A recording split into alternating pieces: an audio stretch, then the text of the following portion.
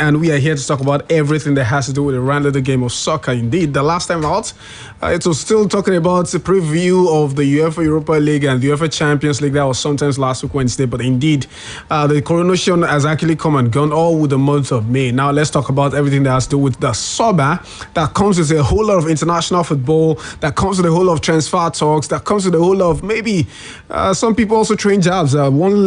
Left, right, and center, and some fans of some certain clubs starting to hope again. You know how that cycle goes, right? By the summer they start hoping.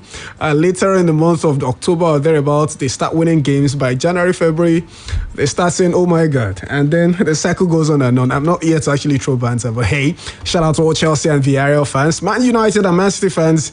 Maybe see you guys next season. My name is Ayomide Animashahun. It is a fantastic feeling for me to know that you're actually on the other end to listen to also this wonderful Wednesday evening. This is Just Football, and on the other end with me is Faith Dedeji. Good evening to you. Yeah, good afternoon, AY. Good afternoon, Ibadan. It's another wonderful time on Just Football today. Well, you've reeled out so many things we'll be talking about. Yes, I will say European football has gotten to a halt right now, but then, of course, in about 10 days now or thereabouts, we'll have the European Championships take center stage as well. So football is a gift that never stops giving, exactly. And we'll always continue to make the most of it. And of course, the summer also comes with the speculations here and there and all that, transfers here and there. Teams, it's a time to be hopeful. If there's something to take away from that, is the fact that you always be very hopeful that, well, maybe going into the new season, our club, whatever club side you're supporting,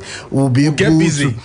They'll get busy, and then maybe they'll reach their maximum potentials, or maybe live up to the expectations or the billings of whatever kind of status they've built for themselves for a very long time. So I think it's another wonderful time on Just Football this wonderful Wednesday afternoon. Indeed, it is another wonderful time, and we are just here to take you around the world of football within the next 25 minutes or thereabouts. And there's no better time or better place to get underway other than the NPFL. Remember, we've got live action as we speak right now in the game that is currently seeing Ayomide hosting the Lobby Stars, and guess what? Barely 9 minutes into that fixture, Ayomide have taken the lead. They came stuck in their game on Sunday against Outland. The Oriented Derby ended goalless in a home game for them, but it seems they are actually leaving no stone unturned in this one in their bid to actually make sure they catch up with other teams at the summit of the log, like of Aqua United and others. Remember, this is an outstanding fixture for them, the one they should have played while they were pretty much caught up in between their games on the continent. But here they are, 9 minutes into this fixture, they've already taken the lead against Lobby Stars. There's this bane about Ayomide. They have the 3-goal syndrome for them. I call it syndrome because I'm not sure in most of the games that they've played in the NPFL this season, they've scored more than 2 goals. I'm not sure if there was any. Pretty much it can't probably be more than just one game.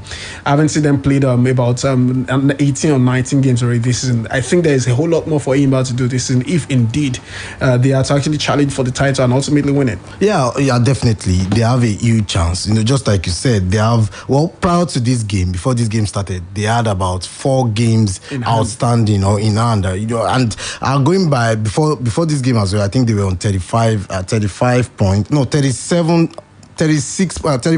or thereabouts, meaning if they get to win all their 4 games, they'll get to 47 points, and that would definitely mean that they could still usurp Aqua United at the top of the table. But then for them to do that, they need to win every single game in hand that they have. And the best way to do that is whenever it comes your way, you just have to do justice to that. Maybe they'll be able to do it against Lobby Stars. That is left to be seen. Maybe Lobby Stars has been in a better vein of form, not exactly fantastic form, but 2 wins from their last 5, unlike Ayomide, who have only gotten a win from their last 5 games. You say that maybe Lobby Stars will say they have a better advantage, but then with Ayomide, the People's Elephant, you can never say never. They can always spring up surprises at any point in time. Interesting. They've already taken the lead in this one, and it's looking quite interesting for them. And hopefully, before we get to leave, if we find out several other worthy updates from that fixture, we would actually be quick to bring up to speed with that. But away from that, so in the NPFL NPFL over the course of the last few hours. Sunshine Stars actually appointed a new head coach.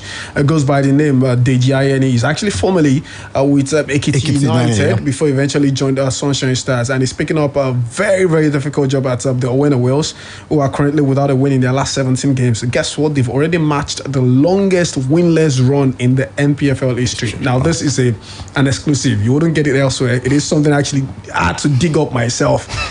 Sunshine Stars have actually matched the record set by FC Taraba. I think that was back in 2014 season, when FC Taraba also went 17 games without a win. Now, Sunshine Stars have matched that. Their next game is going to be vital. Would they really turn out to be the outright record holder, or they'll still be sharing that record with FC Taraba? That's the million-dollar question. But for Deji Ayeni, I don't envy him. He's the new gaffer right there at Sunshine Stars, and we wish him the very best of luck. Away from that now, let's head straight to Austria, the camp of the Super Eagles. They've got the double header of games against Cameroon in the next few days. Firstly against, firstly in the first leg, or how do I put it now? Let's say the first of the two games. On Friday in Austria, before they lock arms with the Indomitable Lions of Cameroon once again in another friendly game at the same venue later on Tuesday. Good news is that all 20 players are now in camp, as a certain Paul Onacho actually arrived at camp earlier today, just a couple of hours ago. Remember, Ahmed Musa also arrived in the wee hours of this morning. Quickly run through the list of players in camp now. We've got Moses Simon, Maduka Okwe, Francis Uzoho. We've got John Noble, William Trust Ekong, Alex Iwobi, Shehu Abdullahi, Wilfred Ndidi, Kelechi Iheanacho with the man with the soap, Chinedu Awaziem, Jamilu Collins, Ogenekare Tebo, Valentine Ozowa for the birthday celebrant yesterday. We've got Marcos, Anayo Iwala, Terry Murphy, Peter Olayenka. We've got Samson Tijani, the captain of the Under-17 Golden Eaglets at the 2019 FIFA Under-17 World Cup, alongside Ahmed Musa, the captain of the side, and the Red Hot form man, Paul Onuachu. Double header of games against Cameroon. A whole lot of talks about old salaries and all that. Probably we'll talk about that in a minute, but then how do you expect the Stars to actually approach these games? Yeah, it's a preparatory game. It's a game that they should take with all seriousness. They should do everything. You should learn more patterns, more combinations, combination play here and there. I'm a huge fan of combination play. I don't see so much of it with the Super Eagles. Maybe it's a fantastic time now. Try different options. Now we don't have some people like Victor Osimhen will not be in the team and all that, but you can find new combinations. Sometimes a game can go haywire, can go out of hands, and then you might need fresh options from the bench and all that. I want to see what someone like Anayo Wala will bring to the table. What some of those guys will definitely bring to the table. Is always good to have so many options are doing so well in red hot form. So I hope they will be able to translate that. I think Cameroon won the 2017 African Cup of Nations, and we also have a rich history. Oh, we defeated them at the 2019 edition. Yeah, we defeated them at the 2019, but then they've defeated us severally at the African Cup of Nations. I remember the 2000 finals. Please, let's hold it there, please. That's a wound that is still healing up. 21 years on, I can still feel the memories of it. But then the 1984 finals. Can we just move on from this? So I think we have scores to settle with. Indeed, Cameroon. we do. So if there's actually any opponents I think the Super Eagles will be up against, and the term friendly will not really be permitted, I think it has to be against Cameroon, indeed. If you actually look into the history. But indeed, it's actually a friendly game, and we hope that the last can actually come to the party. But a bit of off the field talk have actually engulfed this fixture, especially in terms of old salaries to the coaching staff, especially Gunter Raw, as well as match bonuses as well to the players. But indeed, we actually had the NFF president, that's Amajime of Impinik, who actually spoke to the media earlier this morning and was able to actually clear the air on certain things about that. Let's take a listen, and when we return, we'll actually talk a little bit about that and much more. What perhaps we are doing is about 5 matches. Like I told them, we are not going to pay for Nigeria versus Sierra Leone, the one they played in Benin, because you don't pay for mediocrity, and that's the truth. You can't play 4-4 at home. And you see, I was talking to my colleague, the president of the Moroccan Football Federation. Once they are playing a team below them in the ranking, you are not expected to play bonuses. He just said it to me casually, you are not expected to be paid bonuses. And there are some things that need to come up. Statutorily, yes, we are supposed to pay, but we're still going to look at it. But in some countries, there's what's called qualifying bonuses. Once you qualify for a tournament, they bunch up the bonus together and they pay you. And that's what they're doing. We are in the step of even going into that, which is, of course, cheaper than every match we must pay. In England, for example, at the end of the year, they put the bonuses together and they give them some, just give it to charity. Because no national team player survives on national team bonuses. They survive in their team. And national team give them a platform to add value to their career. Ayomide Animashahun, the president of the NFF, talking about whether indeed this should even be a concern for the players or not. But quickly, Faith, what's your take on it? A worker is worth his wages regardless. You should pay their bonuses. You shouldn't be saying that because of course the bulk of what they earn in their career comes from their club side. But then whenever they are donning the national team jersey, the shirts, they should still be rewarded for their efforts. You know, they spend a lot maybe on transport and several things as well. You know, Yes or no question. The 4-4 game against Syria alone, should they be paid for the wage? I mean, the bonus for that fixture or not? Yes or no? Yes, definitely they should. Well, imagine they lose games in their club side. Yeah. They wouldn't say because they've lost a game they wouldn't get paid. No, wages is actually different from bonus. You know, they might not get a win bonus. Yeah. There is a win bonus, but your bonus for playing the game, you should, regardless of the result from the game. I think that's a conversation we'll actually put it on hold right now and probably continue on that maybe on Saturday on What Sports. Let's quickly go on this very quick timeout, and we're heading straight to Europe. Starting right there from the English Premier League, where we had the nominees for the Young Player of the Year being released earlier today. Who do you think should really make that list? We'll be back to talk about that. Nowadays, I keep saying "aww" a whole lot because everyone won't stop surprising me. My hubby does the dishes and prepare the kids for school before I wake. Aww. Even when my daughter makes me a cup of tea with 3 Crowns milk. Mom, we've got you now and always with the low cholesterol goodness your heart needs to keep the rhythm of the family going. 3 Crowns milk. Healthy moms, happy families.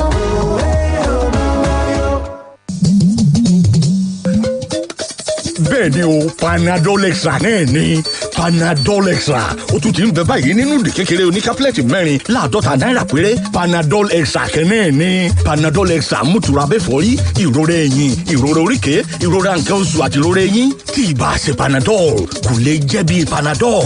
Tá ìbá rẹ̀ ò bá sí lẹ́yìn ọjọ́ méjì, lọ rí dókítà.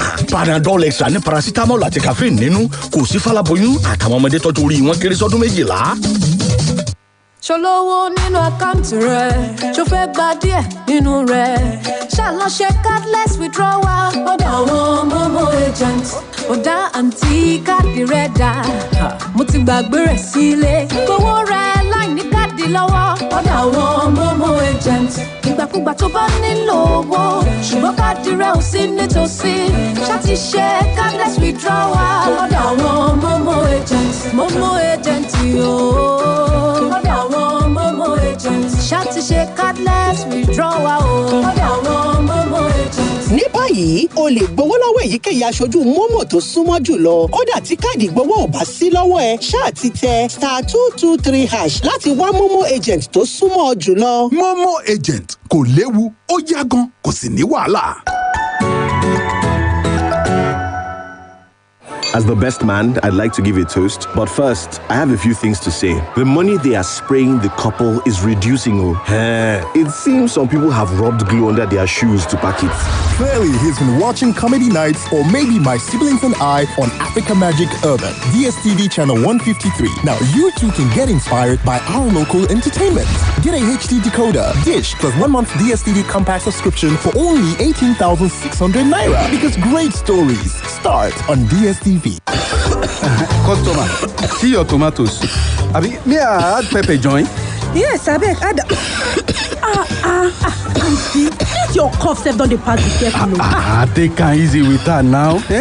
But customer, this your cough, make you try enter hospital now. No, you sef know say no be correct time be this. They go just talk say I get COVID-19. Customer, all cough no be the same o. This one fit be tuberculosis now. Auntie, na true talk o. Check am o, make you dey sure. Because who no go, no go know. Check that cough for tuberculosis. Check am o, make you dey sure.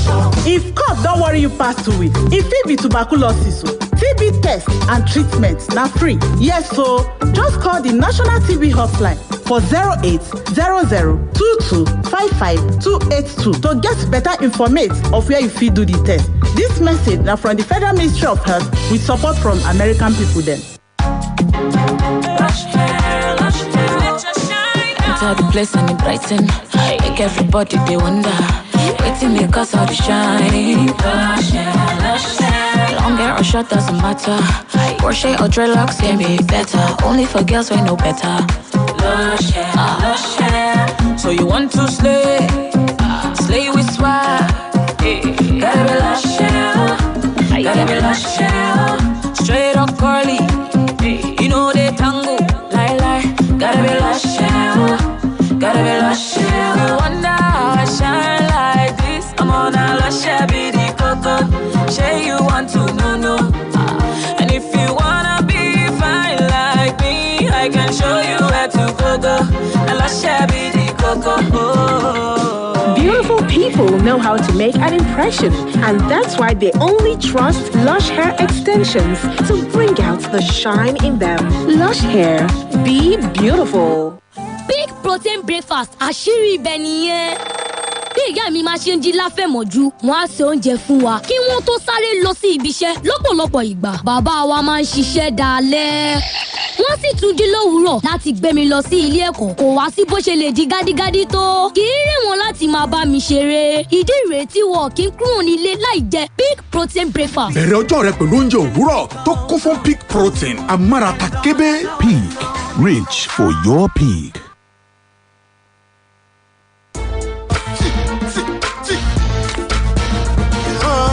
All right, so welcome back from that time out. This is still Just Football on your integrity station, the Splash 105.5 FM right here in the city of Ibadan. Before we went on that break, myself and Faith, we're actually talking about whether the players should rather be, the Super Eagles players rather should be paid the match bonus for that disappointing 4-4 draw against Sierra Leone. Was it Sierra Leone? I think, no? Yeah. Was it? Sierra Leone just last year. And he actually opines that they should be paid. Some people would rather think that was actually a disappointing show from the players and they should not even be paid for such. Just like Pinnick has said. But maybe we'll actually open the phone lines later on Saturday on World Sports to talk about this. I mean, it's always going to actually cause a bit of controversy, but there is no time to talk about that extensively, unfortunately. But away from that, let's head straight to Europe, precisely in England, where former Super Eagles captain, that's John Mikel Obi, has had his contract with Stoke City extended by another year, which is quite interesting. And we are wishing him the very best of luck. Hopefully, this time around, he will be able to lead the Porters back to the elite division right in England. But talking about the elite division, the nominees for the PFA Young Player of the Year has been released, and this is quite interesting. We've got West Ham United midfielder Declan Rice on it. Arsenal's forward Bukayo Saka also makes the list. Chelsea midfielder Mason Mount, Liverpool's Trent Alexander-Arnold also makes the list, surprisingly for me, alongside Mason Greenwood of Manchester United and Phil Foden of Man City. Maybe I shouldn't have asked, or maybe I shouldn't rather ask of Faith who would be the winner, because this seems like a rhetorical question. But hey, Faith, who do you think will win it? Phil Foden, undoubtedly for me, I think he's been the best Mason player. Mount led Chelsea to the Champions League final. Phil Foden led Manchester City to a domestic double. They won the Premier League and then they won the Carabao Cup as well. So you have to look at that as well. He did so well for himself over the course of this just concluded season. I mean, well, I understand your point. It should be a tough call between both of them, but I think it has to be, for me, I would say it has to be Phil Foden. It was really, really phenomenal. It doesn't take anything away from what Mason Mount was able to do over the course of the just concluded season. He did so well for himself. I must also attest to that. But if I were to pick on, if you look at the old Young Player of the Year award, you need to be 23 or below as at the start of the season. So if you look at every player in this category, I think it's just justifiable for these these guys to. Are you surprised by Trent Alexander-Arnold's inclusion in this? Not exactly. He didn't have the best of seasons, but then there's a way. Once you've gotten to a particular level, he's already a very big player for that age. One of the best right backs in world football. We cannot take anything away from that. So, yeah, he didn't have a very good start to the season, but then I think it's still very good. Another argument is that all the players are actually English, and most of them, I think all of them except Mason Greenwood, who put out due to injury, are included in England's squad for the Euro Championships. What is this telling you? Is that the direction to which the English Premier League is now developed? Because gone are the days, Cesc Fabregas of this world, Cristiano Ronaldo's of this world. I mean, foreign players already been nominated and winning this category, but nowadays it is all about just English boys. Yeah, it looks like they have the brightest talents in world football right now. Maybe it's down to Brexit.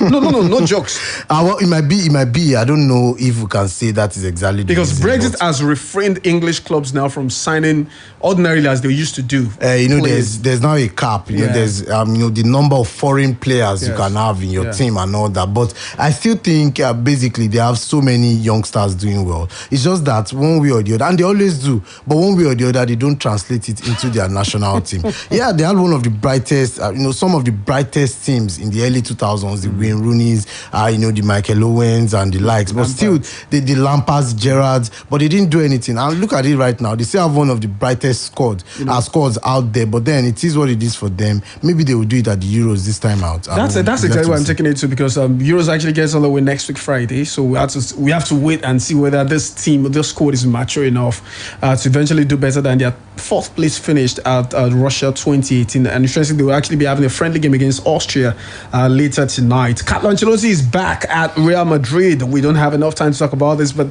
maybe later, subsequently on our sports shows, we'll actually be extending our discussion on this one. And interestingly, Barcelona have also made their third signing of the summer, third signing of the week, and it goes by the name Emerson Royal, their former player who actually went on loan to Real Betis for the just concluded La Liga season, but they've exercised their option to bring back the Brazilian right-back player to Nou Camp, and he joins Sergio Aguero and Eric Garcia as the new signings right there for the Blaugrana. This is going to be the convenient point for us to actually wrap things up on this edition of Just Football. Unfortunately, there is not enough time for us to actually talk about several other footballing stories, but maybe tomorrow on the Sports Bang at 7:30 in the morning, there will be enough time for us to actually talk about this and much more. Thank you very much, Faith, for being a part of the show this lovely Wednesday evening. Yeah, it's been a pleasure hanging out with you too. Indeed, it is.